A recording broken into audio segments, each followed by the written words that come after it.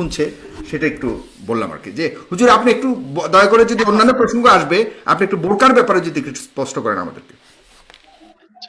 আচ্ছা, আমি এবার পর্দার প্রসঙ্গে চলে গেলাম। ইসলাম যে পর্দাকে বাধ্যতামূলক করেছে মহিলাদের জন্য, কবে থেকে সবচেয়ে পর্দা বড় ভুল, বাধ্যতামূলক করলো?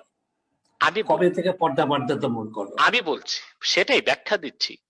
সবচেয়ে বড় কথা, আমরা একটা ভুলের মধ্যে আছি। আমরা মনে করি ইসলাম শুধু মহিলাদেরকে পর্দা দিয়েছে, না, পর্দা মহিলার জন্য, পুরুষের জন্য, তবে তা ভিন্ন ভিন্ন স্বরূপ।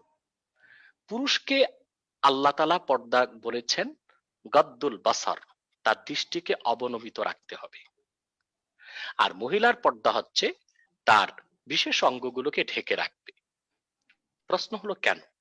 আমি আগে বলেছি যে কোরআন হাদিসের প্রতিটি বিষয়কে আমরা যারা বিশ্বাসী, আমরা বিনা বাক্যে মেনে নেই, সেখানে কোনো যৌক্তিকতা খোঁজার প্রয়োজন আমরা অনুভব করি না। দুই, পর্দার যে বিধান ইসলাম করেছে তা কেন? আমি আগেই বলেছি যে নারী ও পুরুষের মধ্যে পার্থক্য রয়েছে, বায়োলজিক্যাল পার্থক্য রয়েছে, ফিজিক্যাল পার্থক্য রয়েছে, সাইকোলজিক্যাল পার্থক্য আছে। নারীদের যে পর্দার বিধান ইসলাম করেছে তা কখন থেকে? বালেগা হওয়ার পর থেকে। আমরা জানি নারী ও পুরুষকে সৃষ্টিগতভাবে আল্লাহ তাআলা তৈরি করেছেন এমন ভাবে যে নারী পুরুষের প্রত্যেকের বিপরীত লিঙ্গের প্রতি একটি টান বা আকর্ষণ থাকে। আর সেটা কি রকম? যখন কোন নারী বা পুরুষ 3 এজ পার হয়ে যায়, 3 এজ পার হয়ে যাওয়ার পর, এটা বিজ্ঞানসম্মত একটি কথা, যে কোন পুরুষ যখন 3 এজ পার হওয়ার পর কোন মহিলাকে দেখবে, আর তা যদি একেবারে বেভূষণ অবস্থায় দেখে, তো প্রথমেই তার মস্তিষ্কের যে গ্ল্যান্ড তার সেক্সুয়াল অ্যাক্টিভিটিসকে কন্ট্রোল করে, সেটা অ্যাক্টিভ হয়ে যায়, এবং স্বাভাবিকভাবেই তার সেক্সুয়াল থটস বেড়ে যায় চোখে। এটা একটা ফিজিক্যাল পার্থক্য নারী এবং পুরুষের। পুরুষের চোখে সেক্সুয়াল থট বেড়ে যায় এবং তার মস্তিষ্কের গ্ল্যান্ড 100% অ্যাক্টিভ হয়ে যায়, রক্ত চলাচল বহুগুণ বেড়ে যায়, এবং তখন রক্তের চাপটা পুরুষের নিচের দিকে থাকে। আর বিপরীত লিঙ্গ মহিলার প্রতি তার একটি অস্বাভাবিক আকর্ষণ সৃষ্টি হয়ে যায়, যেটা আল্লাহ তাআলা সৃষ্টিগতভাবে রেখেছেন। এখন এই যে অস্বাভাবিক আকর্ষণ বেড়ে যায় একজন পুরুষের মহিলার প্রতি, এই আকর্ষণ বেড়ে যাওয়ার কারণে তার দুটি অবস্থার একটি অবস্থা, সে যদি তার চাহিদা মেটাতে চায়, মেয়েটিকে সুযোগ করে দিতে হবে। আর যদি মেয়েটি সুযোগ করে না দেয়, তো তার দুর্ঘটনায় মৃত্যু হতে পারে। লন্ডনে এরকম ঘটনা ঘটেছে, গবেষকগণ দেখেছেন চরম যৌন উত্তেজনার শিকার এক ব্যক্তি তার যৌন ক্ষুধা মেটাতে পারে নাই, যে কারণে তার মস্তিষ্কের রক্ত শূন্য হয়ে অক্সিজেনের অভাবে সে লোকটি মারা গিয়েছিল। তাহলে দেখা যাচ্ছে এখন আমরা যদি বলি যে না, পুরুষকে বেঁচে থাকার জন্য ও তার সেক্সুয়াল অ্যাক্টিভিটিসকে মেটাবার জন্য মেয়েকে সুযোগ করে দিতে হবে, তো পৃথিবীর কোনো মেয়ে, কোনো মা, কোনো বোন নিরাপদ থাকবে না, সতীত্ব সম্ভ্রম নিয়ে বেঁচে থাকতে পারবে না। তাহলে কি করতে হবে? তার একমাত্র সমাধান হচ্ছে মেয়েটিকে আল্লাহর পক্ষ থেকে যে পর্দার বিধান করা হয়েছে তা তাকে মানতে হবে। এর মাধ্যমে যে পুরুষটির বা মেয়েটির যে সেক্সুয়াল অ্যাক্টিভিটিস তা অনিয়ন্ত্রিত হবে না, সীমা লঙ্ঘন করবে না, তখন নৈতিকতা ঠিক থাকবে, মেয়েটি তার চরিত্র সম্ভ্রম সম্মানকে ঠিক রাখতে পারবে, পুরুষটি স্বাভাবিক জীবনযাপন করতে পারবে, তার চরিত্রকেও ধরে রাখতে পারবে। মূলত পর্দাটা ইসলাম দিয়েছে সম্পূর্ণ মেয়েদের চরিত্র সম্ভ্রমকে রক্ষা করে উন্মুক্তভাবে সব জায়গায় যেন তারা চলাফেরা করতে পারে। ঘরের ভিতরে একটি মেয়ের, একটি নারীর পর্দার প্রয়োজন হয় না, যেখানে তার স্বামী, যেখানে তার সেখানে সন্তান। ইচ্ছার পরিপন্থী কি হচ্ছে কিনা? একটু ঘরের ভিতরে কিন্তু ইসলাম মেয়েদেরকে অবাধ স্বাধীনতা দিয়েছে। একাই কি একজন মেয়ে শারঈ পর্দার মাধ্যমে 48 মাইল দূরত্বে সফর করতে পারে বা পারবে। এরপর এর দূরে যেতে হলে রক্ত সম্পর্কের একজন মহরামকে তার সঙ্গে রাখতে হবে। এখন কথা হচ্ছে, আচ্ছা, মনে হয় না আমাদের জাফরুল্লাহ স্যার চাচির সাথে কথা বলতেছে। আচ্ছা, সেটা যাই হোক। জি জি, তা আমি যেটা বলতেছি, খুব আনন্দই পাচ্ছে আপনার কথা শুনে। আচ্ছা আচ্ছা আচ্ছা, আমি শেষ করছি, শেষ করছি, একটু শেষ করি না। স্যার তো চিকিৎসক মানুষ, বিজ্ঞান খুব ভালো বুঝেন, বেশি বুঝেন, বিশেষ করে বায়োলজি, কেমিস্ট পড়ে শুনি তো ডাক্তার হয়েছেন, এগুলো উনি ভালো জানেন, আমি একটু মনে করিয়ে দিচ্ছি। তাহলে দেখা যাচ্ছে পর্দা নারীর কল্যাণে, তার চরিত্র, তার সম্ভ্রম রক্ষার জন্য, পুরুষ ও নারীর সুস্থতার জন্য এবং উন্নত চরিত্র ধরে রাখার জন্য, সামাজিক অবক্ষয় রোধে এবং সমাজ, রাষ্ট্র একটি কল্যাণ রাষ্ট্র হওয়ার জন্য, একটি সুন্দর সমাজের জন্য, একটি ভালো সংসারের জন্য ইসলাম পর্দা দিয়েছে নারীকে। তবে পর্দাটা একমুখী নয়, একপাক্ষিক নয়, শুধু মেয়ে করবে, পুরুষকে পর্দা করতে হবে। পুরুষের পর্দা হচ্ছে তার দৃষ্টি অবনমিত রাখা, আর মেয়ের পর্দা হচ্ছে তার বিশেষ অঙ্গগুলোকে ঢেকে রাখা। এখন একটি সায়েন্টিফিক ব্যাখ্যা আমি দিচ্ছি। বিজ্ঞান বলে প্রতিটি মহিলার প্রতি মাসে 12 থেকে 48 ঘন্টার একটি পিরিয়ড পার হয়, যেটাকে বলা হয় উইন্ডো পিরিয়ড। সে সময়টিতে যে কোনো মহিলা যদি স্বামীর সংস্পর্শে আসে বা পুরুষের সংস্পর্শে আসে, তার প্রেগন্যান্সির সম্ভাবনা 100%। ঠিক সে সময় মহিলাদের শরীর থেকে একটি স্মেল বের হয়, এটা একটি বৈজ্ঞানিক তথ্য। সেই স্মেল যদি কোনো পুরুষের নাকে যায়, তখন তার সেক্সুয়াল থটস 100% স্তরে চলে যায়। তো যদি কোনো মহিলা শরঈ সম্মতভাবে পোশাক পরিধান করে, যেটাকে আমরা বোরখা বলি বা হেজাব বলি, বোরখাই সেলাই করে পড়তে হবে এমন কথা ইসলাম বলে নাই। চাদর হতে পারে, একটি বড় চাদরও শরীরটা ঢেকে নেওয়া যায়, সেটাও আছে। একেবারে বোরখাই হতে হবে এমন কথা না। সেটা যদি হয়, তাহলে তার স্মেলটা কোনো পুরুষ পাবে না। তখন দেখা যাবে পুরুষটির মধ্যে অনিয়ন্ত্রিত কোনো উত্তেজনা সৃষ্টি হবে না, যা পুরুষের জন্য ভালো, মহিলার জন্য ভালো।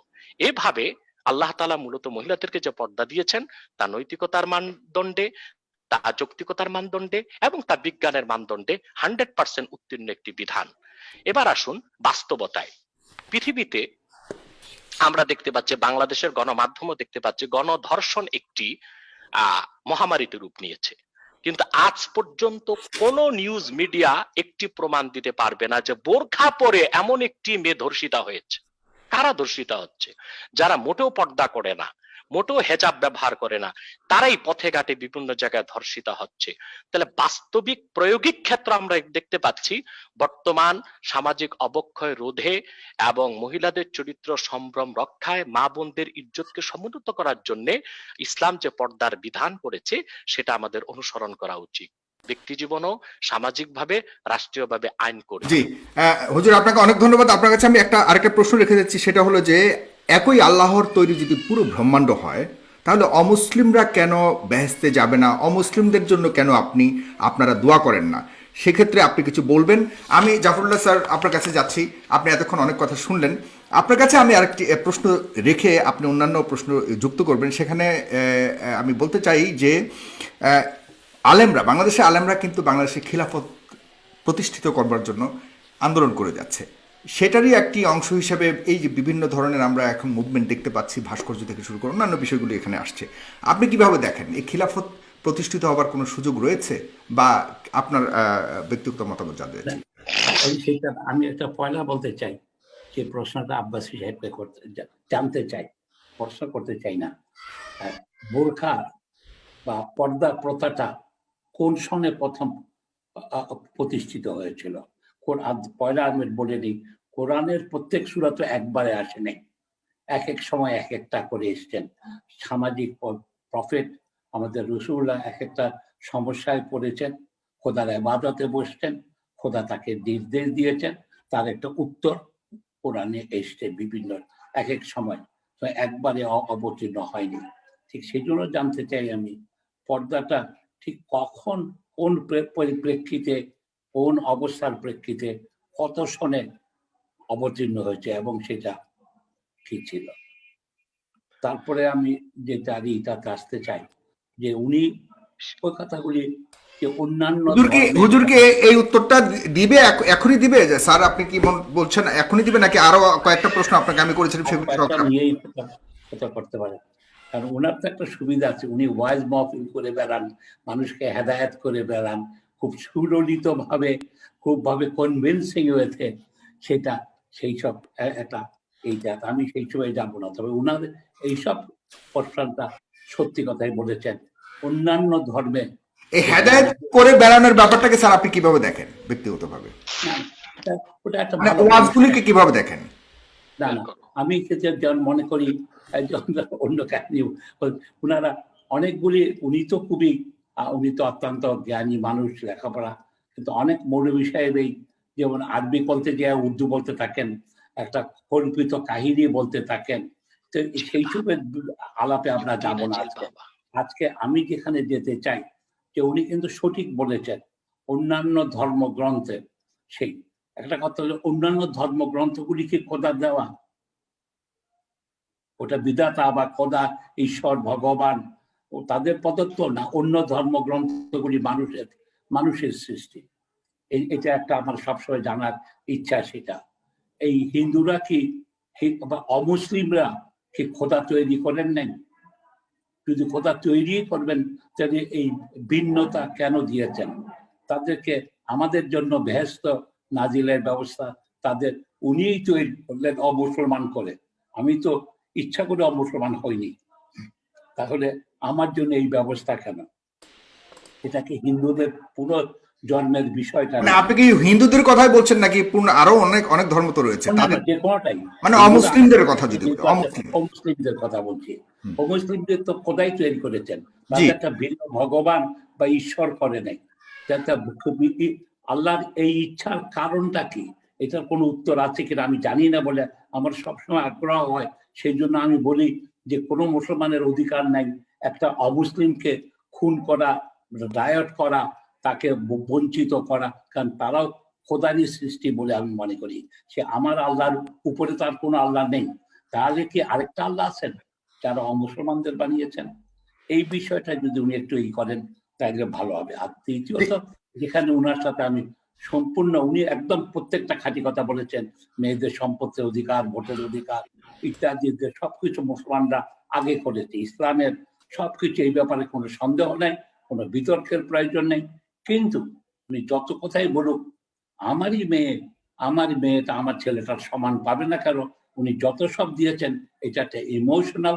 উনি বিজ্ঞানের কথা বললো, এটা বিজ্ঞানসম্মত না, এটা নীতিগত না।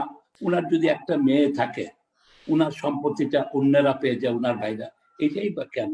আজকে যেখানে যে সমস্যাটা কোথায় হচ্ছে, এই সমান না হওয়ার ফলে, আমি যেটা দেখি ঢাকা শহরে একজনের বাড়ি আছে, 3টা বাড়ি আছে ধানমন্ডিতে, 3টা বাড়ি আছে। সুতরাং আমাদের ধর্মীয় মতে মেয়েটা একটা পাবে, ছেলেটা 2টা পাবে। কিন্তু ছেলেটা কি করে, এই 3 বাড়ির 3 কোণার থেকে অংশ দিয়ে দেয়। ফলে তাকে মেয়েটাকে আমি ডিপ্রাইভ করছি।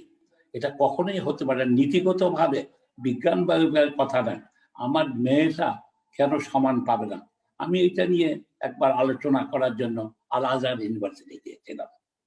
সেখানে আমি যখন WHO এইসব কাজকর্ম করতাম, তো আলেকজান্দ্রিয়াতে যখন গেছি, আমি কায়রোতে গেছি, সেখানে তারা আমাকে যেটা বলেছিলেন, জ্ঞান মুক্তিরা, ওনারা বলেছিলেন যে সেইকালীন যেটা আমাদের আব্বাসী সাহেব বলেছেন, যেই সময় মানুষকে মেরে ফেলা হতো, যেই সময় মেয়েকে নানা অপবাদ দেওয়া হতো, সেই জায়গায় ইসলামের চেয়ে বড় সুযোগ সুবিধা কেউ দেয়নি।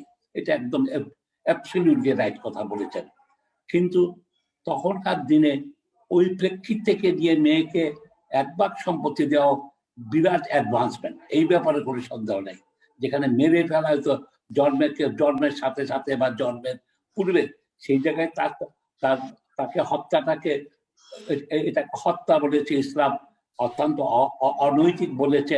সেইটা তো করেছে তার জীবিত রাখার জন্য। উনি তো সুসুদা দিয়েই বলেছেন যে এটা সুসংবাদ, একটা কন্যার জন্ম।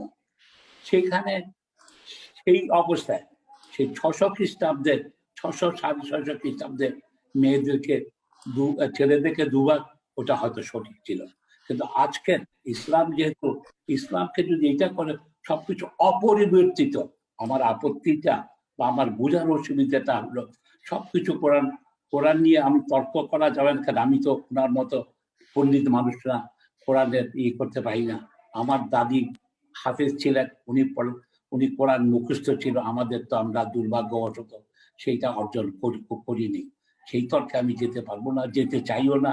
ধর্ম একটা আবেগের বিষয় আছে যুক্তি, কিন্তু এই মেয়েদের সম্পত্তির ইটাকে চাই। আর দ্বিতীয়ত যে যুক্তিগুলি উনি দিয়েছেন, মেয়েরাকে দেখলেই একটা পুরুষের যৌন এটা ঠিক পুরোপুরি সাইন্টিফিক না। পুরোপুরি সাইন্টিফিক, একটা আকর্ষণ জন্মাতে পারে, সুন্দরী মেয়েকে দেখেছে, কিন্তু তা বলে একবারে পাগল হয়ে যায়, এটাও সত্যি কথা না। সাইন্টিফিক্যালি ফ্রড থেকে শুরু করে কেউ বলে নাই যে এতটুকু হয় ওনার এটা। উনি যে একটা উদাহরণ দিয়েছেন এক ব্যক্তির, সেটা আমি দেখিনি। হতেও পারে একটা দুটা যে উদাহরণ দিয়ে সেটা প্রমাণিত হয় না। একটা দুটা দু চারজন উন্মাদ ব্যক্তিত্ব জন্ম হতেই পারে, উন্মাদ হতেই পারে আজকে সেখানে। তা আমি যেটা জানতে চাই, পর্দাটা কোন সনে এসেছিল, কখন? এটার সাথে রসুল্লাহর যে শেষ বিয়েটা হযরত জয়নাবের সাথে, সেই জাতীয় ঘটনার কোনো সম্পর্ক আছে কিনা মদিনাতে উনার লাস্ট ম্যারেজ?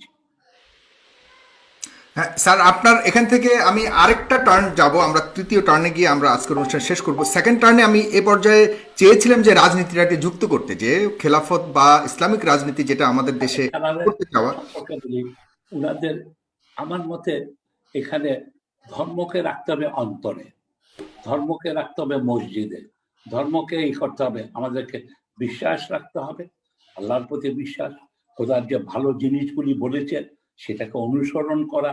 কিন্তু কেউ যদি না করে, তাকে ঘৃণা করার অধিকার আমাকে খোদা দেন নাই।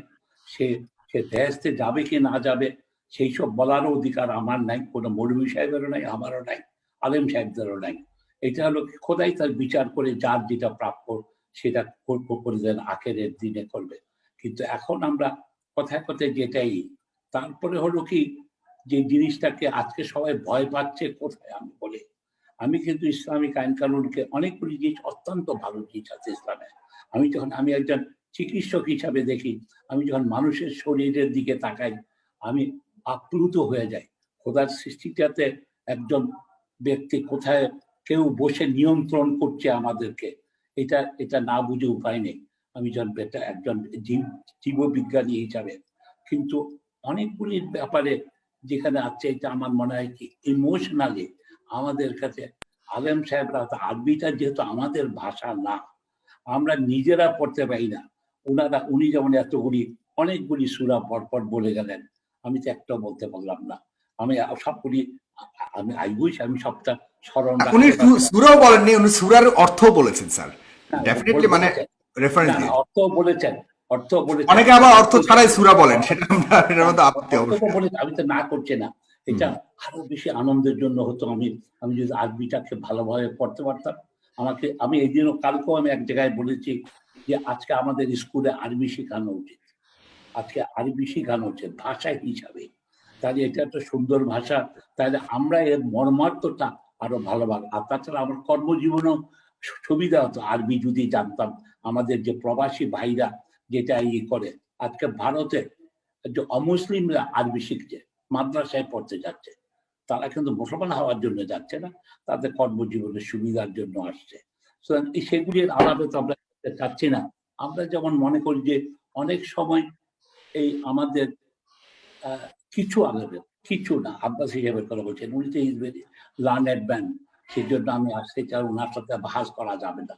আর বাহাস করার মানে ধর্ম নিয়ে বাহাস করা উচিত না। যেমন কি আজকে হযরত আয়েশার কথাই যদি বলি, আমি যখন হযরত আয়েশার কথা চিন্তা করি আমি আপ্লুত হয়ে যাই। উনি হচ্ছেন সারা পৃথিবীর জোয়ান অফ আর্ক।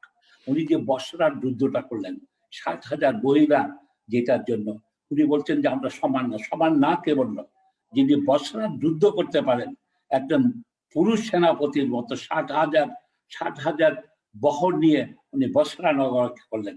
তো উনাকে হারাবার জন্য আলীকে একটা অনৈতিক কাজ করতে হলো, তার উটের এইতে বসিয়ে দিতে হলো।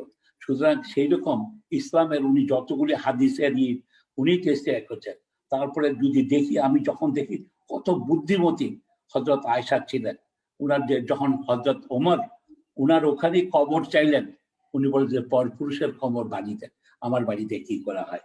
প্রত্যেকটা ক্ষেত্রে এটা অপূর্ব। এটা একটু যদি উনারা যদি খোলা মনে এইসব আলোচনা করার সুযোগ দিতেন, প্রত্যেকটা পড়াশোনা হলে আমার মনে হয় ইসলাম ফোবিয়াটা পৃথিবী থেকে চলে যেত। এটা জাতির দুর্ভাগ্য, ইসলামকে তারা ডার্কেন করার চেষ্টা করছে। সেই জন্য বলছে খোলা মানে, আমাদের যেখানে আজকে যেমন উনি খোলা মানেই আলাপ করছেন আমার সাথে, যে এই জিনিসগুলি আরো বেশি হলে পৃথিবীর থেকে ইসলাম ফোবিয়া চলে যাবে। অপর পক্ষে ইসলামের কিছুটা সংস্কারের প্রয়োজন আছে, সেটা যুগের কারণে। এই যে মেয়েদের, ঠিক আমার মনের কথা বলেছেন স্যার এরপরের কারণে আমি সম্পত্তির অধিকারের বিষয়টা, ওনাদেরকে এইটা বিষয়টা নিয়ে এইটাকে এই আছে। আমি আরেকজন আলেমের সাথে দেখা করেছিলাম, আমি যেহেতু এটা জানতে চাই, উনি বলেছেন যে আমাকে, আমি সম্পত্তির প্রশ্নটা ওনাকে উঠিয়েছিলাম, উনি আমাকে বলেছেন, নাম বলছিলাম, উনি বলছেন না এটাও ইসলামী বিধান আছে। আমাকে যা বলছিলেন ইসলামী আমি কিরকম, সেটা বাবাকে আগে সমান করে দিয়ে যেতে পারে। বাবা যদি আগেই সমান দিয়ে যায়, শুনছেন আব্বাসী সাহেব? জি স্যার, শুনছে স্যার। আমি যে বলছি, উনি আমাকে বলেছিলেন যে ইসলামী শরীয়তে আমি, আমার মেয়েটা একবার পাবে, ছেলেটা দুবার। ইনফ্যাক্ট আমার একটা ছেলে একটা মেয়ে আছে। অবশ্য আমার কোনো সম্পত্তি নেই, কারণ আই এম সোশ্যালিস্ট। আমি আমি কোনো সম্পত্তিতে বিশ্বাস করি না, আমার নেই। কিন্তু এইখানে আপনার সম্পত্তি নাই মানে স্যার, আপনার তো গণস্বাস্থ্য কেন্দ্র থেকে শুরু করে অনেক সম্পদ। আমার সম্পত্তি নাই, এটা একটা ওয়াকফ সম্পত্তি। আমি তার একজন ট্রাস্টি। আমার কোনো ঢাকা শহরে বাড়িঘর নেই, আপনার বিলাতে নেই, আমি কখনো বাড়িঘর করিনি, জায়গা কিনিনি, কিছুই নেই। কিছু হয়তো আপনার কিছুই নাই? না, তা আপনি বর্তমান থাকছেন যেখানে। আমার শাশুড়ির, আমি ঘর জামাই, আমি শাশুড়ির বাড়িতে থাকি, তাদের দয়াতে থাকি, তাদের দেখাশোনা, তাদের গ্রেট দয়াতে। To know that. যাক, তাহলে তো আপনি সঠিক বেতনের পথে টাকাটা আছেন দিয়ে, স্যার। আমরা তাহলে অনেকগুলি প্রসঙ্গ আসবে আজকে, আসলে আমি খুব শর্ট করে। আমি শেষ করি সাগর। তা উনি আমাকে বললেন যে আমাদের ইসলামিক এই যে মেয়েটা একটা পাবে, ছেলেটা দুটা পাবে, কিন্তু আপনি ইচ্ছা করলে এটা শরীয়ত বিধান মোতাবেক হবে। বাবা তার জীবিতকালে ইচ্ছা করলে দুজনকে সমান ভাগে দিয়ে যেতে পারেন। আর এটাই আমার মনে, এইটাই হয়তো ইসলামের যদি এটা থাকে। উনি আমাকে এটা বলেছেন, এক আলেম, ওনার মতোই আলেম, এইটাতে। আর এটা খুব ভালো মতো, এটা বলেন না কেন? এই যে ইসলামের বিরুদ্ধে যে নানা রকম অপপ্রচেষ্টা আছে, এইটার যদি উত্তরটা জানানো হয়, এটাকে প্রহিবিট করে নেয় আছে। তো ওইটা যে কথাগুলি উনি বলেছেন, এগুলি তো ঠিকই আছে। এই দিকের আর কি আমার মনে হয় আমাদের একটু সহনশীল হওয়ার প্রয়োজন আছে ধর্মের ব্যাপারে। ধর্মের ব্যাপারে সহনশীল হওয়ার দেখাচ্ছে, আমাদের লোকজনকে ধর্মটাকে আরো ভালোভাবে শিক্ষাদান করার প্রয়োজন। অপরপক্ষে কাউমি মাদ্রাসা থেকে শুরু করে প্রত্যেকটাতে বিজ্ঞান পড়ানো উচিত, অঙ্ক করানো উচিত, ইংরেজি ভাষা। আর এইদিকে আমরা যারা অন্য এইতে, আমাদের আরবি শেখানো উচিত বলে আমি মনে করি। জি, আপনি পরবর্তী টার্নে স্যার আপনার কাছ থেকে হাজরে আসওয়াদকে আপনি আমার একটা অনুষ্ঠানে আপনি মূর্তি বলে দাবি করেছিলেন, সে বিষয়ে আপনি একটু ব্যাখ্যা করবেন পরের টার্নে স্যার। আমি এই টার্নে অলরেডি এনায়েতুল্লাহ আব্বাসী হুজুরের কাছে প্রায় 10টারও বেশি প্রশ্ন আমরা করে ফেলেছি বা আপনি করেছেন। হুজুর, আপনি কিছু ব্যাখ্যা দেওয়ার ক্ষেত্রে আলেমদের এক একজনের এক এক রকম মতামত আছে। স্যার আপনি একটু আনমিউট করবেন দয়া করে। হুজুর একটু আনমিউট করবেন, আপনার ওখান থেকে একটু আনমিউট করবেন। জি জি হুজুর, এখন শুনতে পাচ্ছি। সাগর, জি শোনেন, আগে আগে ডক্টর জাফরুল্লাহ সাহেবের জবাবগুলো দেওয়া উচিত, জি সেটাই করবেন, তারপরে আপনি অন্য সেটাই প্রশ্ন করবেন। আসে। জি হ্যাঁ, প্রথম হচ্ছে যে ডক্টর জাফরুল্লাহ সাহেব বলেছেন যে বৈজ্ঞানিক তথ্য আমি যা দিয়েছি তা ওনার সবটুকুন বিশ্বাস হয় না। উনি তো অনেক পুরানকালে বিজ্ঞান পড়েছে, আমরা তো এখন পড়ি। এই যে আমার হাতে অক্সফোর্ডের থিসিস দেখতে পাচ্ছেন, যেখানে man vs woman, physical and psychological and biological differences between man and woman। Cambridge বিশ্ববিদ্যালয়ের একজন বিজ্ঞান বিভাগের প্রফেসরের থিসিসকে যদি উড়িয়ে দেওয়া হয়, সেটার ব্যাপারে আমি কিছু বলতে চাই না। দ্বিতীয় যে বিষয়টি এসেছে যে উনি সম্পদের ব্যাপারে উনি মেনে নিতে পারছেন না, বিষয়টা তো স্পষ্ট। কোরআন হাদিসের কথা মানা না মানা এটা কারো ব্যক্তিগত বিষয়, আমরা কাউকে চাপিয়ে দিব না। আমি আগেই বলেছি, মহাসত্যের সর্বোচ্চ মানদণ্ডে উত্তীর্ণ হচ্ছে কোরআন। কেউ যদি না বুঝে, মানুষকে আল্লাহ বুঝার মতো ক্ষমতাই বা কতটুক দিয়েছেন? মানুষ যা কিছু দেখে বুঝে তার পঞ্চ ইন্দ্রিয় দিয়ে। পঞ্চ ইন্দ্রিয় চক্ষু, জাফরুল্লাহ সাহেবের চক্ষুর ক্ষমতাই বা কতটুক, কানের ক্ষমতা কতটুক, আমার চোখের ক্ষমতা কতটুক? আমরা খালি চোখে 21 মাইল দেখতে পাই, আমরা কানে কতটুক শুনি? আমরা শুনি যেই শব্দের কম্পাঙ্ক সেকেন্ডে 20,000-এর বেশি তা শুনি না, যে শব্দের কম্পাঙ্ক সেকেন্ডে 20-এর কম তাও শুনি না। আমরা এই ক্ষুদ্র পঞ্চেন্দ্রিয় নিয়ে বিজ্ঞান চর্চা করে কোরআন কারিমের কোনো কিছু নিয়ে সন্দেহ করাটা নির্বুদ্ধিতা ছাড়া কিছুই হবে না। আল্লাহ তাআলা যে অর্ধেক দিয়েছেন সম্পদ শুধু পিতার প্রাপ্ত সম্পদে মেয়েকে, সেটা মেয়েকে যেটা দিয়েছেন আল্লাহ তাআলা, এটাই যৌক্তিক, এটাই বৈজ্ঞানিক, সামাজিক, রাজনৈতিক সকল মানদণ্ডে উত্তীর্ণ। কারণ মেয়েকে খরচ করার কোনো নির্দেশ নেই। পুরুষকে আল্লাহ যে সম্পদ ডবল যদি দিয়েছেন একলা তার উপর থাকে, আল্লাহ ফরজ সে করে মেয়ে দিয়েছেন। যদি বিয়ে না, মেয়েটা আল্লাহ, যদি আমি বিয়ে না শেষ হয়, করি, জি জি জি মহোদয়, আমি তাহলে কি শেষ হবে? করি, আমি আপনার কথা শুনেছি, এখন আমি বলি, আপনি একটু শুনুন। পুরুষকে আল্লাহ দিয়েছেন, ডবল দিয়েছেন একটি খাতে, কিন্তু খরচের দায়িত্ব সমস্ত পুরুষকে দিয়েছেন। মেয়েটি আবার তার স্বামীর ঘরে যাচ্ছে, সেখানে স্বামীর 2 আনা অংশ সে পাচ্ছে, সে তার আত্মীয় স্বজনের অংশ পাচ্ছে। মোটির উপর মেয়েটির সম্পূর্ণ ভরণ পোষণের দায়িত্ব তার স্বামীর, কিন্তু সে যে সম্পদ পেয়েছে তার সবটুকুন তাকে আল্লাহ তাআলা এক্সট্রা দিয়েছেন, এবং সেই সম্পদে স্বামীর কোনো হস্তক্ষেপ চলবে না। সকল বিচার মানদণ্ডে আল্লাহ তাআলার সিদ্ধান্তটাই সবচেয়ে উত্তম এবং সঠিক। বুঝতে না পারা সেটা আমাদের জ্ঞান ব্যর্থতা। কয়েকটি প্রশ্ন তিনি করেছেন, সেটা হলো আমাদের হযরত জয়নবের যে বিষয়টি এসেছে, প্রথম প্রশ্ন হচ্ছে পর্দা নাজিল করেছেন সূরা আহজাবে। আল্লাহ তাআলা বলেন ওয়াকারনা ফি বুয়ুতিকুন্না ওয়ালা তাবাররাজনা তাবাররুজাল জাহিলিয়াতিল উলা।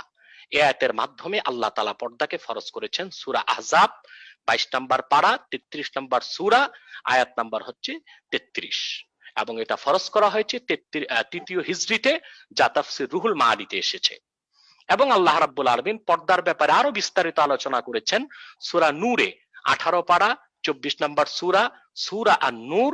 আল্লাহ তাআলা 31 নম্বর আয়াতে বলেন ওয়াকুল লিল মুমিনাতি ইয়াগদুদ্দা মিন আবসারিহিন্না ওয়া ইয়াহফাযনা ফুরুজাহুন্না ওয়া লা ইউবদিনা যিনাতাহুন্না ইল্লা মা যাহারা মিনহা ওয়াল ইয়াদরিবনা বিখুমুরিহিন্না আলা জুয়ুবিহিন্না। এই আয়াতের মাধ্যমে মহিলাগণ কি কি অঙ্গ ঢেকে বাইরে বের হবে, ঘরে না, সেই বিষয়টি আল্লাহ তাআলা ব্যাখ্যা করে দিয়েছেন। এবার আসুন, ডক্টর জাফরুল্লাহ সাহেব বলেছেন হযরত জয়নবের কথা জানতে চেয়েছেন তিনি, এর বেশি কিছু তিনি প্রশ্ন করেননি। মূলত পৃথিবীতে যারা সংশয়বাদী অবিশ্বাসী, তারা ইংরেজদের কিছু বিকৃত ইতিহাসকে পুঁজি করে ইসলামের বিপক্ষে মিসআন্ডারস্ট্যান্ডিং বা তথ্য সন্ত্রাস করছে। আমাদের দেশে অনেক বুদ্ধিজীবী যারা শিক্ষিত হওয়ার পরও সে মিসআন্ডারস্ট্যান্ডিং এর শিকার হয়ে গিয়েছে। যেমন ঐতিহাসিকদের মধ্যে একজন মুনাফিক ছিল, তার নাম ওয়াকেদি। সে কোরআন কারীম ও হাদিসের ক্ষেত্রে যে ব্যাখ্যা দিয়েছে, মুসলিম সমস্ত মুহাদ্দিসগণ তা প্রত্যাখ্যান করেছেন। অনেকেই বলেন ওয়াকিদির সাথে ইহুদি কানেক্টিভিটি ছিল। পরবর্তীতে আধুনিক কালে আব্দুল ফাদি নামে এক ব্যক্তি, যে ছিল খ্রিস্টান, কিন্তু মুসলিম নাম ধারণ করে সে অনেক বই লিখেছে ইসলামের পক্ষে, কিন্তু পক্ষে লিখে সে মধুর সাথে বিষ মিশিয়েছে মুসলমানদের মধ্যে সংশয় এবং সন্দেহ সৃষ্টি করার জন্য। আর ইংরেজ বা পশ্চিমা ঐতিহাসিকরা সবসময় ইসলামের ইতিহাসকে বিকৃত করেছে। আমি কয়েকটা উদাহরণ দিচ্ছি। গণিত শাস্ত্রের জনক জাবির ইবনে হাইয়ান, কিন্তু পশ্চিমা ঐতিহাসিকরা হিংসা ও বিদ্বেষের বশবর্তী হয়ে নামটা বিকৃত করেছে, মিস্টার জিবার নাম দিয়েছে তার, যেন পরবর্তী পৃথিবীর মানুষ না বুঝে যে গণিত শাস্ত্রের জনক একজন মুসলিম। ইসলামী সভ্যতার আলো ইউরোপ আমেরিকায় ছড়িয়েছে স্পেনে মুসলিমদের শাসনের মাধ্যমে। স্পেন জয় করেছেন হযরত ওনার নাম হচ্ছে তারেক। তিনি মরক্কোর যে অংশ দিয়ে স্পেন গিয়েছে সেটার নাম ইতিহাসে এসেছে জাবাল আত-তারেক, কিন্তু পশ্চিম ঐতিহাসিকগণ সেটা বিকৃত করে নাম দিয়েছে জিব্রাল্টার। এটা হচ্ছে ইসলামের প্রতি তাদের বিদ্বেষ। যেন মুসলিমদের মাধ্যমে ইউরোপ আমেরিকা সভ্যতা শিখেছে, সেই ইতিহাসকে ঢেকে দেবার জন্য পশ্চিমারা ইতিহাসকে বিকৃত করেছে। শুধু তাই নয়, রসায়নের জনক ইমাম আল কামি রাহমাতুল্লাহ, তার নামটি ইংরেজরা পরিবর্তন করে রেখেছে ক্যামি। এভাবে যুগ হাজার বছর আগ থেকে অমুসলিমরা ইসলামের ইতিহাসকে বিকৃত করেছে। হযরত জয়নব রাদিয়াল্লাহু তাআলা আনহুর যে ঘটনাটা, ইহুদিদের দোসর বা ইসলামের শত্রু মুনাফিকরা ভুল তাফসীর লিখেছে, আমরা সেই জীবাণুতে আক্রান্ত হয়ে আজকে ইসলাম সম্পর্কে ভুল ধারণা পোষণ করছি। হযরত জয়নবের ঘটনা কি তা তাফসীরে এসেছে, সহিহ হাদিসে এসেছে, সূরা আহজাবে এসেছে। ঘটনাটার মূলটা আমি বলে দিচ্ছি 1 মিনিটে। আল্লাহ রাসূল মুহাম্মদ সাল্লাল্লাহু আলাইহি ওয়াসাল্লামের মাধ্যমে আল্লাহ তাআলা নবুয়ত ও রিসালাতের দরজা চিরতরে বন্ধ করে দিয়েছেন। আপনারা জানেন আল্লাহ রাসূল সাল্লাল্লাহু আলাইহি ওয়াসাল্লামের 4 জন ছেলে সন্তান ছিল, কিন্তু একজন ছেলে সন্তানকেও আল্লাহ তাআলা প্রাপ্ত বয়স্ক হতে দেননি। কেন দেননি? আল্লাহ কোরআন কারীম সূরা আহজাবে স্পষ্ট করে দিয়েছেন 40 নম্বর আয়াতে, মা কানা মুহাম্মাদুন আবা আহাদিম মির রিজালিকুম ওয়ালাকির রাসূলুল্লাহি ওয়া খাতামান নাবিয়্যিন। মুহাম্মদ সাল্লাল্লাহু আলাইহি সাল্লাম তোমাদের কোন প্রাপ্তবয়স্ক পুরুষের পিতা নন, বরং তিনি আল্লাহর সর্বশেষ নবী ও রাসূল। ওনার পরে কোনো নবী নেই, ওনার পরে কোনো রসুল নেই। আল্লাহ স্পষ্ট সূরা আহজাবে কথা বলেছেন। এই আয়াত কেন নাজিল হলো সেটা পড়তে হবে তাফসীরে, তাইলে হযরত জয়নবের ঘটনাটা আমাদের বুঝে আসবে। আমরা জানি যায়েদ ইবনুল হারেসা রাদিয়াল্লাহু তাআলা আনহু রাসূল করিম সাল্লাল্লাহু আলাইহি সাল্লামের গোলাম ছিল। আল্লাহ রাসূল সাল্লাল্লাহু আলাইহি সাল্লাম তাকে আযাদ করে দিয়েছিলেন এবং তাকে ছেলের মতো স্নেহ করতেন। হযরত জায়েদের কাছে হযরত জয়নবের বিয়ে হয়েছিল। হযরত জয়নব ছিলেন কুরাইশ বংশের মেয়ে, উচ্চ বংশের সম্ভ্রান্ত মেয়ে। মোটেও তিনি খুব একটা খুশি ছিলেন না হযরত জায়েদের মতো একজন গোলামের কাছে বিয়ে বসে। কিন্তু রাসূল করিম সাল্লাল্লাহু আলাইহি সাল্লাম, ইসলামে কোনো শ্রেণীবিন্যাস নেই, কোনো ক্লাসিফিকেশন নেই, কোনো সাদা নাই কালো নেই, কোনো বংশমর্যাদার মূল্য নেই। তার জন্য কুরাইশ বংশের মেয়ে হযরত জয়নবকে, হযরত জায়েদের কুরাইশরা মনে করতো আল্লাহ রসুলের ছেলে। আল্লাহ রসুল সাল্লাল্লাহু আলাইহি সাল্লামের ঔরসজাত প্রত্যেক ছেলে সন্তানকে আল্লাহ তাআলা তুলে নিয়েছেন একটি কথা, যে আমার নবী মুহাম্মদ সাল্লাল্লাহু আলাইহি ওয়াসাল্লাম শেষ নবী। এই আয়াতের ব্যাখ্যায় ইবনে আব্বাস রাদিয়াল্লাহু তাআলা আনহুমা ব্যাখ্যা করেছেন, রাসূলুল্লাহ চাচাতো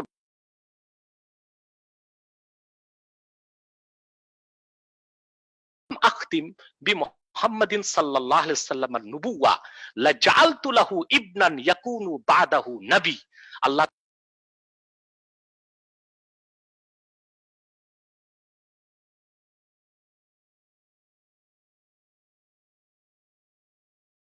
তাহলে আমি মুহাম্মদ সাল্লাল্লাহু আলাইহি সাল্লামের একজন ছেলে সন্তানকে জীবিত রাখতাম, যাকে আমি মুহাম্মদ সাল্লাল্লাহু আলাইহি সাল্লামের পরে নবী বানাতাম।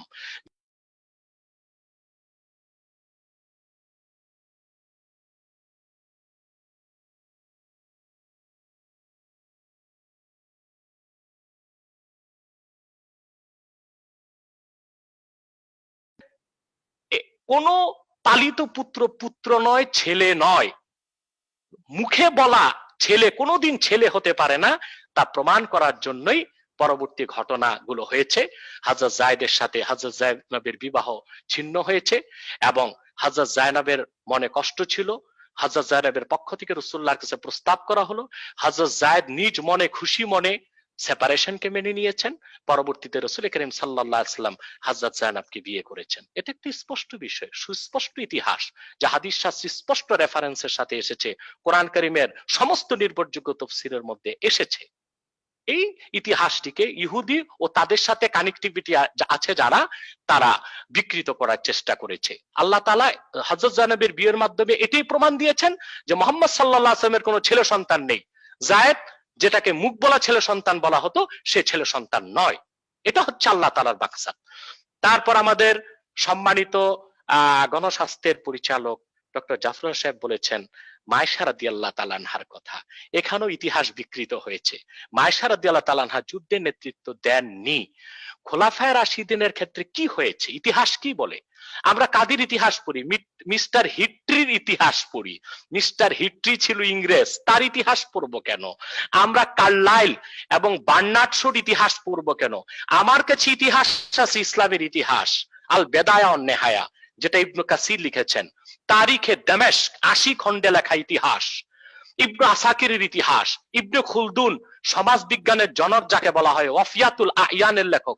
এই ইতিহাসগুলো পড়তে হবে খোলাফায়ে রাশিদিনের সঠিক ইতিহাস জানার জন্য। খোলাফায়ে রাশিদিনের সময় আবু বকর রাদিয়াল্লাহু তাআলা আনহু, ওনার স্বাভাবিক মৃত্যু হয়েছে। 2 বছর 6 মাস খেলাফতের দায়িত্ব পালন করার পর তিনি জান্নাতবাসী হয়েছেন। হযরত ওমর রাদিয়াল্লাহু তাআলা আনহু, ওনার মৃত্যুর কারণ কি ছিল? সেটা কোনো খেলাফত নিয়ে কোন্দল ছিল না, কোনো ব্যক্তি সংঘাত ছিল না।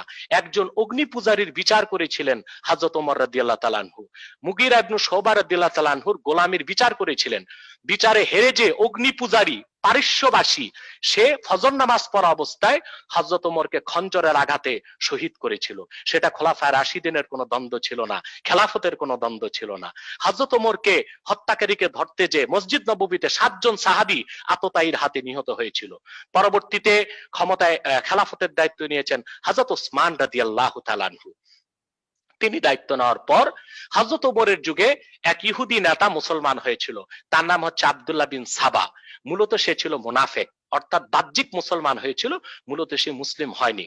পরবর্তীতে সিনাই উপত্যকা, মিশরের সিনাই উপত্যকাতে যে আব্দুল্লাহ বিন সাবা একটি ইহুদিদের নিয়ে দল গঠন করেছিল, যাকে ইতিহাসে বলা হয়েছে সাবাই চক্র। এই সাবাই চক্র মদিনা মুনাওয়ারাতে তাদের তৎকালীন বিভিন্ন গোয়েন্দা দালাল, তাদের দোসরদের মাধ্যমে হযরত ওসমান রাদিয়াল্লাহু তাআলা আনহুর বিরুদ্ধে একটি ভুল ধারণা আরবে সৃষ্টি করেছিল, বিশেষ করে আরবের মূল মদিনাতুল মুনাওয়ারাতে। তখন কিছু মুসলমান বিদ্রোহের কারণে হযরত ওসমান রাদিয়াল্লাহু তাআলা আনহুর বিরোধিতা করেছিল। হযরত ওসমান রাদিয়াল্লাহু তাআলা আনহুর বাড়ি 22 দিন ঘেরাও করে রাখা হয়েছিল। কি মুসলমানের কি দাবি ছিল? আব্দুল্লাহ বিন সাবা, ইহুদি সাবাই চক্র এটাই প্রচার করেছিল মুসলমানদের কাছে যে হযরত ওসমান রাদিয়াল্লাহু তাআলা আনহু সঠিকভাবে খেলাফতের দায়িত্ব পালন করছেন না। মুসলমানরা তখন জবাবদিহিতার জন্য হযরত ওসমানের অপসারণ চেয়েছিল, হযরত ওসমানকে অবরুদ্ধ করেছিল।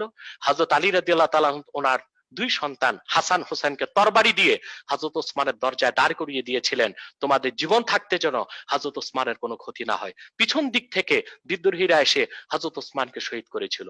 হযরত ওসমানের শাহাদাতকে কেন্দ্র করে হযরত আলী এবং দামেস্কের শাসক হযরত মুয়াবিয়ার সংঘাত শুরু হয়েছিল। হযরত মুয়াবিয়া রাদিয়াল্লাহু তাআলা আনহু মিস আন্ডারস্ট্যান্ডিং ছিল, তার ভুল বুঝাবুঝি ছিল। সাবাই চক্র এখন যেমন ইহুদিরা সারা পৃথিবীতে ইসলামের বিরুদ্ধে ইসলাম ফোবিয়া ছড়াচ্ছে, মিস আন্ডারস্ট্যান্ডিং করছে, সকল চ্যানেল তো তাদের হাতে। তাদের যে পূর্বপুরুষ ছিল আব্দুল্লাহ বিন সাবা, আব্দুল্লাহ বিন উবাই, তারাও ছিল এরকম কুচক্রী। তারা মিথ্যাটা বারবার বলতো যেন মানুষের মধ্যে বিভ্রান্তি সৃষ্টি হয়। তো মদিনা মুনাওয়ারা থেকে দামেস্কের দূরত্ব ছিল 15 দিনের।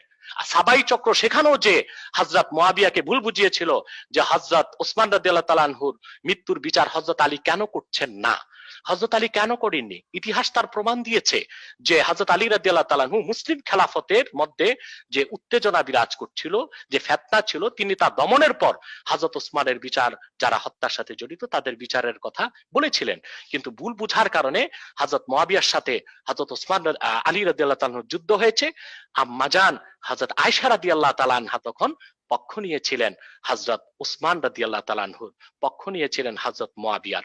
কিন্তু হযরত আলী রাদিয়াল্লাহু তাআলা আনহু হযরত আয়েশা রাদিয়াল্লাহু তাআলা আনহার সাথে কোনো দুর্ব্যবহার করেননি, বরং আব্দুল্লাহ বিন আব্বাসকে পাঠিয়ে আম্মাজান হযরত আয়েশাকে পুরো ব্যাখ্যা দেওয়ার পর আয়েশা রাদিয়াল্লাহু তাআলা আনহা তিনি মদিনা মুনাওয়ারাতে ফিরে এসেছিলেন এবং হযরত আয়েশা রাদিয়াল্লাহু তাআলা আনহার নিরাপত্তার জন্য হযরত আলী 250 সাহাবীকে সঙ্গে দিয়েছিলেন, যেন সসম্মানে হযরত আয়েশা রাদিয়াল্লাহু তাআলা আনহাকে মদিনাতুল মুনাওয়ারাতে পৌঁছিয়ে দেওয়া হয়। আম্মা জান আয়েশা রাদিয়াল্লাহু তাআলা আনহা সেখানে যুদ্ধে নেতৃত্ব দেননি, বরং তিনি সমর্থন জ্ঞাপন করার জন্য গিয়েছিলেন। সেটা নারী নেতৃত্বকে সাব্যস্ত করেন না। দ্বিতীয়, নারী নেতৃত্বকে তিনি যে প্রমাণ করতে চাচ্ছেন, আল্লাহ রাসূল সাল্লাল্লাহু আলাইহি ওয়াসাল্লাম কি বলেছেন নারী নেতৃত্বের ক্ষেত্রে, সেটা তো আমাদের বুঝে থাকা দরকার। আল্লাহ রাসূল সাল্লাল্লাহু আলাইহি ওয়াসাল্লাম নারী নেতৃত্বের ক্ষেত্রে কুফলতার কথা বলেছেন। কুফলতা অর্থাৎ পুরুষ নেতৃত্বে যে সফলতা আসবে, নারী নেতৃত্বে সেই সফলতা আসতে পারে না, সেটা হাদিসের অর্থ, যেটা আবু দাউদের মধ্যে এসেছে। রাসূল করিম সাল্লাল্লাহু আলাইহি ওয়াসাল্লাম ইরশাদ করেছেন, লা ইউফলিহা কওমুন ওয়াল্লাউ আমরাহুম ইমরাতান, যে জাতি তাদের শাসন ব্যবস্থার দায়িত্ব, রাষ্ট্র পরিচালনার দায়িত্ব নারীকে দিবে, সেই জাতি পুরোপুরি সফলতা কখনো লাভ করবে না। আল্লাহ রাসূলের এই হাদিসের বাস্তবতা দেখতে হলে আমেরিকাকে দেখেন। আমেরিকাতে ডেমোক্রেসি, গণতন্ত্রের বয়স 240 বছর পার হয়েছে। মিস্টার জো বাইডেন 46তম প্রেসিডেন্ট। যেই আমেরিকা সারা দুনিয়ায় নারীবাদী আন্দোলন করছে, নারী পুরুষের সমান অধিকার চাচ্ছে, 240 বছরের ইতিহাসে আমেরিকা একজন নারীকে প্রেসিডেন্ট কেন বানালো না? 46 জন প্রেসিডেন্টকে ক্ষমতায় বসিয়েছে, সব পুরুষকে। কারণ তারা মনে প্রাণে জানে মুহাম্মদ সাল্লাল্লাহু আলাইহি সাল্লাম 1500 বছর আগে যা বলেছেন তা মহাসত্য। সেজন্য তারা গোপনে হলেও আল্লাহ রাসূলের রাজনৈতিক আদর্শকে রাষ্ট্রীয়ভাবে গ্রহণ করেছে। কোন নারীকে আমেরিকাতে প্রেসিডেন্ট হতে দেয়নি 240 বছরের ইতিহাসে। 46 জন প্রেসিডেন্ট বসিয়েছে, নারীকে প্রেসিডেন্ট বানায় নাই। আল্লাহ রাসূলের একটি হাদিস মানার কারণে এখনো আমেরিকা সফলভাবে বিশ্বকে নেতৃত্ব দিচ্ছে। এরপর ডক্টর জাফরুল্লাহ সাহেব একটি কথা বলেছেন যে ইসলাম ব্যক্তিগত বিষয়, এটা রাষ্ট্রীয় বিষয় না। না, ইসলাম কোন ধর্ম নয়, এটা বুঝতে হবে। বৌদ্ধ, খ্রিস্টান, হিন্দু, ইহুদি এটা ধর্মের নাম, এটা সংস্কৃতির অংশ, সেটা ব্যক্তিগত জীবনে লালনীয় পালনীয়। ইসলাম হচ্ছে দিন, দিন অর্থ জীবন বিধান। সেটা ব্যক্তি জীবন, সমাজ জীবন, রাষ্ট্র জীবনে পালন করতে হবে। এটা আল্লাহর হুকুম। আল্লাহ সূরা হজ্জে বলেছেন, আল্লাযীনা ইম্মাক্কান্নাহুম ফিল আরদে আকামুস সালাহ ওয়া আতাউয যাকাহ ওয়া আমারু বিল মারুফ ওয়া নাহাউ আনিল মুনকার ওয়ালিল্লাহি আকিবাতুল উমুর। আল্লাহ সুবহানাহু ওয়া তাআলা বলেছেন, যদি আমি মুহাম্মদ সাল্লাল্লাহু আলাইহি সাল্লামের ঈমানদার উম্মতকে রাষ্ট্র ক্ষমতার মালিক বানাই, রাষ্ট্রীয়ভাবে তারা নামাজ কায়েম করবে, যাকাত আদায় করবে, সৎ কাজে আদেশ করবে, অসৎ কাজে বাধা দিবে। সাগর, আপনি একটি প্রশ্ন করেছিলেন যে হিন্দু, বৌদ্ধ, ইহুদি, খ্রিস্টান তারাও তো আল্লাহর সৃষ্টি। একটু শর্ট করে যদি সবগুলোর উত্তর দেন হুজুর, তাহলে আমরা অন্যান্য উত্তর দিচ্ছি, আমি লাস্ট সবগুলোর উত্তর দিচ্ছি, লাস্ট কথাটা আমি শুনবো। তবে সবগুলো উত্তর দিচ্ছি, কিন্তু আমাদের সম্মানিত জাফরুল্লাহ মহোদয় সাহেব ধৈর্য ধরবেন কিনা আমি জানি না। উনি মানে অনেকক্ষণ বসে থাকতে পারেন না, তো প্রায় 1.5 ঘন্টা হয়ে গেছে। আপনি যে একটু অন্যান্য চলে যাবেন, জি সব শর্ট করে যদি একটু বলেন আর কি। হ্যাঁ জি আমি বুঝতে পেরেছি আপনি চলে যাবেন, তবে উত্তরটা দিচ্ছি খুব সংক্ষেপে। জি, হ্যাঁ আমার আপনাকে শুনতে পাচ্ছি না স্যার। হ্যাঁ জি সংক্ষেপে দিচ্ছি সাগর, সংক্ষেপে দিচ্ছি। আমি কোনো প্রশ্নের উত্তর বাদ রাখি না আল্লাহর রহমতে। আমি তো জাফরুল্লাহ স্যার তো আমাকে দাওয়াত করেছেন তার বাড়িতে, আমি তো সময় পাচ্ছি না যেতে। আমি তো চা খেতে যাবো ওনার বাসায়, আর আমি দরবার শরীফে আনবো ওনাকে চা খাওয়ার জন্য, আরো অনেক কিছু খাওয়ার জন্য ইনশাআল্লাহ। তা আমরা প্রতিটি মানুষের কল্যাণ চাই। রাসূল করিম সাল্লাল্লাহু আলাইহি ওয়াসাল্লাম বলেছেন, মুসলমান শুধু মুসলমানের জন্য নয়, একমাত্র মুসলমান অসাম্প্রদায়িক, আর সব ধর্মের লোক সাম্প্রদায়িক। মুসলমানকে আল্লাহ বলেছেন, কুনতুম খায়রা উম্মাতিন উখরিজাত লিন-নাস, উম্মতে মুহাম্মাদি তোমরা সর্বশ্রেষ্ঠ জাতি, তোমাদেরকে বের করা হয়েছে গোটা মানব জাতির কল্যাণে। অতএব ইসলামটা শুধু মুসলমানের জন্য না, শুধু ব্যক্তি জীবনের জন্য না, সারা পৃথিবীর জন্য, সারা দুনিয়ার জন্য। তাহলে আপনারা অন্য জাতিদের জন্য দোয়া করেন না কেন, বা অমুসলিমদের জন্য আপনাদের বলছি সাগর, যদি বলেন, এরপর আমি আরেকটা প্রশ্ন নিব। শর্টকাট বলছি, আমাদের জাফরুল্লাহ স্যার সহ যত বুদ্ধিজীবী বাংলাদেশে আছেন, যারা দেশের কল্যাণ চান, জাতির কল্যাণ চান, তাদেরকে একবার নয় 1000 বার কোরআন হাদিস বুঝাতে আমরা প্রস্তুত আছি। প্রয়োজনে আমরা 10টা, আমাদের মাহফিল গুলো মানুষ নিয়ে যায় 2 বছর আগে ডেট করে, তারপর আমাদেরকে যেতে হয়। ওনাদের মতো বুদ্ধিজীবীদেরকে কোরআন হাদিস বোঝানোর জন্য আমরা 10টি মাহফিল বাদ দিয়ে দিব, কারণ ওনারা বাংলাদেশের মাথা, ওনারা ঠিক, বাংলাদেশ ঠিক। আমি যেটা বলছি যে আমরা অমুসলিমদের জন্য দোয়া করি, কে বলেছে দোয়া করি না? আমরা প্রত্যেক দোয়াতে বলি, আল্লাহ পৃথিবীর সকল মানুষের জন্য ইসলামের দরজাকে উন্মুক্ত করে দাও, পৃথিবীর প্রতিটি মানুষকে হেদায়েত করে। দোয়া তো আমরা করি না, কে বলেছে? এখন প্রশ্ন হলো, আল্লাহ তো সবার রব, সবার স্রষ্টা, কিন্তু অমুসলিমরা জাহান্নামে যাবে কেন? এটা সংক্ষেপে উত্তর দিচ্ছি। আমরা যখন এসএসসি পাস করেছি, এটা 94-95 এর সময়ের কথাই বলছি, তখন আমাদের কম্পালসারি সাবজেক্ট ছিল ম্যাথ, বাংলা সাহিত্য, ইংরেজি, এগুলো ছিল। আরেকটা ছিল অপশনাল সাবজেক্ট। বাংলাদেশে তখন কম্পিউটার মাত্র এসেছে, কম্পিউটার সায়েন্স নামে একটা বই পড়তাম আমরা 250-300 পৃষ্ঠা। এটাতে যারা ফেল করেছে এই সাবজেক্টে, তাদের সবাইকে টেস্টে অ্যালাউ করা হয়েছে এবং তারা এসএসসি পরীক্ষা আমাদের সাথে দিয়েছে। কিন্তু এসএসসি পরীক্ষায় যারা এই কম্পালসারিতে ফেল করেছিল অপশনালে, তাদেরকেও প্রমোশন দিয়ে দেওয়া হয়েছে। কিন্তু আমাদের সাথে যারা ম্যাথে, ইংরেজিতে ফেল করেছিল, তারা ইন্টারমিডিয়েটে ভর্তি হতে পারে নাই, তারা প্রমোশন পায়নি। আসলে প্রত্যেকটা মানুষ আল্লাহর বান্দা, আর পৃথিবীটা পরীক্ষার একটা জায়গা। আল্লাহ 2টো সাবজেক্ট রেখেছেন, ওই 2 সাবজেক্টে পাশ করলে জান্নাত যাওয়া যাবে। সে যেই কোনো লোক হোক, যেই কোনো বংশের হোক, গোত্রের হোক, বর্ণের হোক, 2টো সাবজেক্টে তাকে পাশ করতে হবে। একটি হচ্ছে ঈমান, আর একটি হচ্ছে আমল। আল্লাহ বলেছেন, ইল্লাল্লাযীনা আমানু ওয়া আমিলুস সালিহাত, যারা ঈমান আনয়ন করবে, নেক আমল করবে, আল্লাহ তাদেরকে জান্নাত দিবেন, সে যে কোনো বংশের হোক, গোত্রের হোক। আর যদি এই সাবজেক্টে ফেল হয়ে যায়, তাহলে সে জান্নাতে যেতে পারবে না। আমরা এটা ব্যাপারে ক্লিয়ার হয়েছে স্যার। আপনি জি স্যার, আপনি আনমিউট করবেন।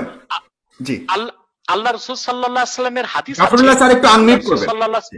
আল্লাহ রাসূল সাল্লাল্লাহু আলাইহি ওয়াসাল্লাম ইরশাদ করেছেন, কুল্লু মাউলুদিন ইউলাদু আলাল ফিতরা ফাআবাওয়াহু ইউহাউইদানিহি আও ইউনাসসিরানিহি আও ইউমাজ্জিসানিহি।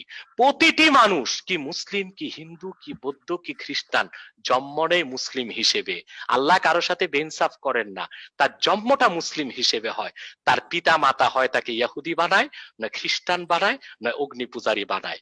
কিন্তু পৃথিবীতে আল্লাহ তাআলা গাইডলাইন দিয়েছেন কোরআন, আল্লাহ কোরআনে বলেছেন ইন্না খালাকনাল ইনসানা মিন নুতফাতিন আমশাজ, জি, আমি বিস্তৃত বীর্য থেকে আমরা মানুষকে আমরা তৈরি করেছি। জি, তারপর আল্লাহ বলেন আমাকে যেতে হবে।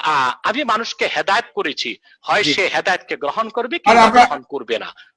সুন্দর সুন্দর সুন্দর, আমরা খুব সুন্দরভাবে এটার উত্তরটা জেনেছি স্যার। আপনার লাস্ট 2 মিনিট যে আপনি যদি একটু স্যার বলেন, হাজরে আসওয়াদ সম্পর্কে আপনি একটু মন্তব্য করেছিলেন যে বিষয়টা আমরা যেহেতু খুবই রিলেভেন্ট। ওটা নিয়ে এখন সময় নেই। আমি দুটা ছোট প্রশ্নের উত্তর জানতে চাই। জি, আমাদের এখানে সম্প্রতি 2 বিচারক বলেছেন যে মেয়েরা নিকাহ রেজিস্টার হতে পারবে না, কারণ ওনাদের মাসিক হয়। এই ব্যাপারে ধর্মের বিধান কি? ম্যারিজ রেজিস্টার হতে পারবে না আমাদের মহিলারা, এমনকি লেখাপড়া আলেম পাশ করেও না। এই ব্যাপারে আপনার মতামতটা কি? আর দ্বিতীয়তটা আমি যেটা জানতে চাই হলো, রসুল্লাহর স্ত্রীদের কি পুনর্বিবাহ অ্যালাউড আছে কি নাই? আচ্ছা, এই দুটো উত্তর দিচ্ছি। সাগর, আপনি ওপেন করেন। প্রথম, বিচারকরা বাংলাদেশে যে রায় দিয়েছেন মহিলারা ম্যারিজ রেজিস্টার হতে পারবে না, না, ম্যারিজ রেজিস্টার হবার জন্য ঋতু হওয়া না হওয়ার কোনো বিষয় না। মহিলারা যদি অন্য চাকরি বাকরি পেতে পারে, ম্যারিজ রেজিস্ট্রারির চাকরিও পেতে পারবে, এতে তেমন কোনো সমস্যা নেই। কিন্তু সামাজিক প্রতিবন্ধকতা সৃষ্টি হতে পারে, সেটা একটা ভিন্ন বিষয়। কারণ মহিলারা সব জায়গায় যেতে পারবে না, বিয়ে রাতে হয় দিনে হয়। ম্যারিজ আপনি তো রেজিস্টার জজ হলে সাহেবদের তো মতো তাকে কথা বলছেন। রাতও দৌড়িয়ে আপনি দৌড়িয়ে তো জজ যেতে হবে সাহেবদের মতো মানুষের কথা বলছেন। বাড়িতে। সে তো দারোগা পুলিশ হইতে পারবে, বিমানিক হতে পারবে, আর ম্যারিজ রেজিস্টার হতে পারবে না। এটা কোনো যুক্তির কথা হলো? না, আমি একটা নিষেধ জাহিল। করছি না, আমি নিষেধ করছি না। একটা হচ্ছে তিনি অনুমোদন, বলছেন হতে আরেকটা পারবে। হচ্ছে নির্দেশ, আরেকটা হচ্ছে উৎসাহ। কোনো অনুমোদন পাওয়া এক সামাজিক জিনিস, না, দ্বিতীয়, আচ্ছা। রাইট, দ্বিতীয় যে প্রশ্ন করেছেন আচ্ছা, আল্লাহ last রসুলের স্ত্রীদের ব্যাপারে, আল্লাহ রসুলের পুনর্বিবাহ। স্ত্রীদের ব্যাপারে, জি। না, কেন হবে না? পুনর্বিবাহ মানে 1500 বছর আগে আল্লাহ রসুল নবী মুহাম্মদ সাল্লাল্লাহু আলাইহি সাল্লামের আল্লাহর কাছে চলে যাওয়ার পরে আম্মাজান যারা স্ত্রী ছিলেন ওনাদেরকে বিয়ে করা আল্লাহ হারাম করে দিয়েছিলেন। কারণ আল্লাহ কোরআনে বলেছেন আল্লাহ বলেছেন আন-নাবিয়্যু আওলা বিল মুমিনিনা মিন আনফুসিহিম ওয়া আজওয়াজুহু উম্মাহাতুল লাহুম। মুহাম্মদ সাল্লাল্লাহু আলাইহি সাল্লাম তোমাদের নিকট তোমাদের জীবনের চেয়ে অধিক প্রিয়, আর ওনার স্ত্রীগণ তোমাদের মা। অতএব সন্তানরা মাকে বিয়ে করতে পারে না, আল্লাহ নিষেধ করে দিয়েছেন, হারাম করে দিয়েছিলেন। এই জন্য কোন সাহাবী বিয়ের চিন্তাও করেননি, মা হিসেবে শ্রদ্ধা করেছেন। এটা হতে পারে কিনা রাসূলুল্লাহ এত বড় প্রেমিক ছিলেন যে তার স্ত্রীরা অন্য কাউকে বিয়ে করুক, এটা উনি মেনে নিতে পারেন নাই, তাই খোদার কাছে চেয়ে এই জাতীয় সূরা অবতীর্ণ করেছেন। কি কি আবার একটু কথাটা শুনতে চাই। আর ওই যে আমি জানতে চাই, আমার কাছে আশ্চর্য মনে হয় ওরা প্রত্যেকটা বৈজ্ঞানিক ভাবে সূরাগুলি আছে, কিন্তু এই রাসূলুল্লাহর স্ত্রীকে যে পুনর্বিবাহ হতে পারবে না, তারা হঠাৎ আম্মাজান হয়ে যাবেন ওনার স্ত্রী, এটা কেমন কথা? যাক, আমি আর এই আলাপে যেতে এটা বলি আমি বলছি আপনাকে আপনার এই প্রশ্ন উত্তর দিচ্ছি। আমি বুঝতে পেরেছি যে পুরো 30 পারা কোরআনের প্রতি আপনার বিশ্বাস নেই, আপনার রোগটা এখানে। আমি আপনাকে বলে দিচ্ছি, কোরআনের শুরু থেকে শেষ, বিসমিল্লাহর বা থেকে মিনাল জিন্নাতি ওয়ান নাসের সিন পর্যন্ত প্রতিটি বাক্যের প্রতিটি শব্দ আল্লাহর কাছ থেকে এসেছে। মুহাম্মদ সাল্লাল্লাহু আলাইহি ওয়াসাল্লাম চেয়ে কিছু নেননি। আমি তার প্রমাণ দিচ্ছি আপনাকে। আপনি বলুন তো, আল্লাহ রাসূল মুহাম্মদ সাল্লাল্লাহু আলাইহি ওয়াসাল্লাম স্ত্রীগণের মধ্যে সবচেয়ে বেশি প্রাধান্য দিয়েছেন হযরত খাদিজাকে। কোরআনের কোথাও কি হযরত খাদিজার নাম এসেছে? আমি তো মনে করি হযরত আয়েশা। না, আমি মনে করি আমি ভুল আপনার ধারণা। না, আয়েশা না, খাদিজাকে।